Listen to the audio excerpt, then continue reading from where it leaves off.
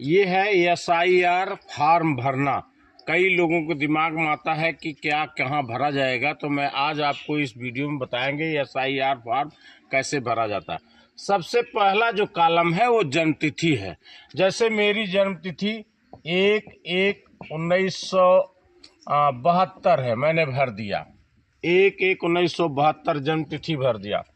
आधार संख्या आपका जो 12 अंक है 1 2 3 4 5 6 7 8 9 10 11 12, जैसे ये है, आपने अपना आधार संख्या 12 अंक का भर दिया। मोबाइल नंबर आप 78523921 ये जो भर दिया, 22426282210 ये भर दिया। अब ध्यान देना है यहाँ पर पिता या अभिभावक का नाम। जैसे मेरे पिताजी का नाम कुछ है उसको मैंने भर दिया, लेकिन मेरी पत्नी का अगर भरना है तो पत्नी के पिता का नाम भरना। ध्यान देना है कि यहाँ पर जो पुरुष है वो अपने पिता का नाम भरेगा, जो स्त्री है वो अपने पिता का नाम भरेगा, और उसका इपिक नंबर जो यहाँ पर दे रहा है अभिभावक पहचान पत्र संख्या, मैंने इसी लिखिया पहचान पत्र संख्या, मैंने इपिक नंबर वो पिता का यहाँ पर भरा जाएगा। जैसे XLD 23039 जो भी है वो भर देना है। पिता का नाम में ध्यान दीजिए, यहाँ पर अगर स्वयं है तो आपके पिता का नाम, अगर पत्नी है तो पत्नी के पिता का नाम भरा जाएगा, पत्नी के पिता का नाम, ध्यान दीजिएगा। उसी तरह माता का नाम है तो मेरे माता का नाम जो है वो भरा जाएगा। अगर पत्नी है तो पत्नी के माता का नाम भरा जाएगा, पत्नी के माता का नाम भरा जाएगा, और उनका इपिक नंबर जो भी है वो भरा जाएगा। दोनों में से कोई एक होना इम्पॉर्टेंट है, दोनों में से कोई एक भरा जाना चाहिए। अगर नहीं है तो कोई बात नहीं, इन दोनों को मत भरिए पहचान पत्र। अब मान लीजिए मेरी शादी हुई है, पत्नी है, तो उसको पत्नी का नाम और उसका पहचान पत्र संख्या यहाँ भरा जाएगा।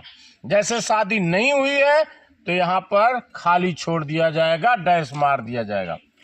लेकिन अगर पति है, ये औरत है, लेडीज है, और उसकी शादी हुई है, उसका पति है, तो पति का नाम भरा जाएगा और पति का पहचान पत्र भरा जाएगा।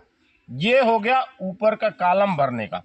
नीचे का कॉलम आपका काम है भरना। BLO के ऊपर डिपेंड मत रहिए, आपका काम है भरना। आप फॉर्म भरिए। निर्वाचक का नाम मान लीजिए मेरा खुद का है, मेरा यहाँ पे देखेंगे तेजू लिखा है, खुद का है, तो निर्वाचक का नाम यहाँ पे आप तेजू लिखेंगे। इसके बाद पहचान पत्र संख्या, यहीं से आपको मिल जाएगा पहचान पत्र संख्या XLD, और फिर संबंधी का नाम यानी मेरे पिताजी का नाम, पिताजी का नाम लिखेंगे, और संबंध यहाँ पर मैंने पिता लिखा। फिर जिला आपका जौनपुर है, राज्य का नाम उत्तर प्रदेश है। अब आप इसको छोड़ दीजिए, विधानसभा क्षेत्र और उसकी संख्या, भाग संख्या और क्रमांक छोड़ दीजिए। अगर आप भरना चाहते हैं तो ये देखिए, जो आपका परसीमन हुआ था 2011 में, वो जैसे हम लोगों का आज मल्हनी क्षेत्र है, मल्हनी से पहले क्या था, रारी था, तो हमने ये रारी लिखा जाएगा निर्वाचक क्षेत्र। और उसकी संख्या आप आसान ये है कि यहाँ पर एक स्कैनर लगा है, BLO स्कैन करेगा, वो अपने आप यहाँ पर आ जाएगा। 2003 में रारी और निर्वाचक क्षेत्र 239 है।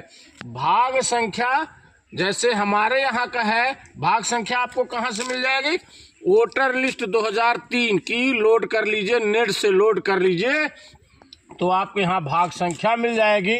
और उसमें इस तेजू का किस क्रमांक पर है, 701 पर है, जो भी है ये भर दिया जाए।